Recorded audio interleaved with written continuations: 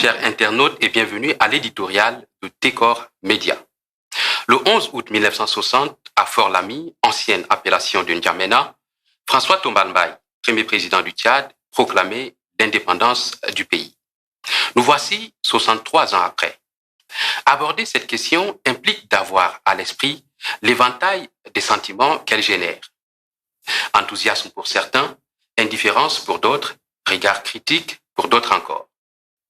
La liesse a bien entendu existé ce 11 août 2023, mais le sens des festivités n'est pas le même pour tous.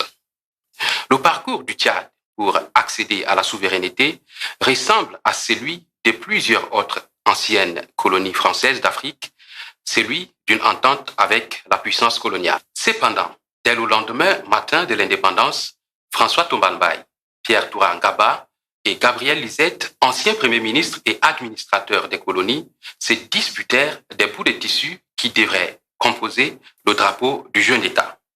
L'on est en droit dès lors d'être pessimiste quant à l'avenir paisible du pays.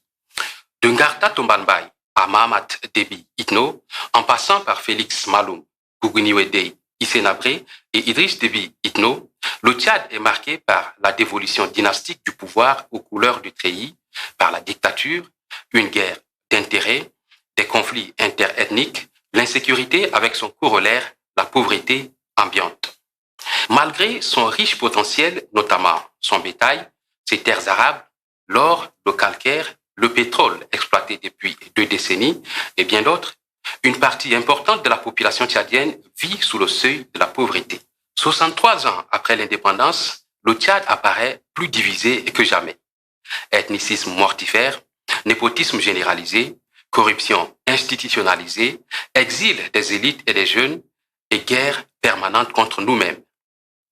Lorsque nous constatons l'ingérence permanente et continue de la puissance coloniale dans les affaires internes, notamment la politique, la sécurité et l'exploitation des ressources du Tchad, lorsque nous constatons l'ingérence permanente et continue de la puissance coloniale dans les affaires internes, notamment la politique, la sécurité et l'exploitation des ressources du Tchad, l'évidence crève l'œil.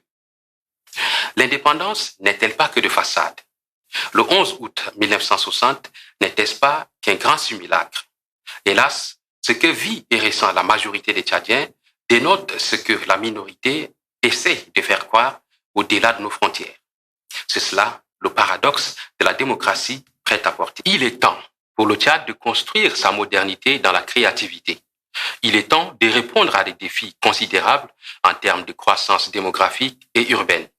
Oui, il est temps de construire un État tchadien et d'en faire une nation. Les conflits et le sous-développement sont réels. À l'intersection entre traditions ancestrales et technologies contemporaines, le Tchad doit repenser son avenir, érigeant ainsi un socle solide pour le renouveau. Técor Média.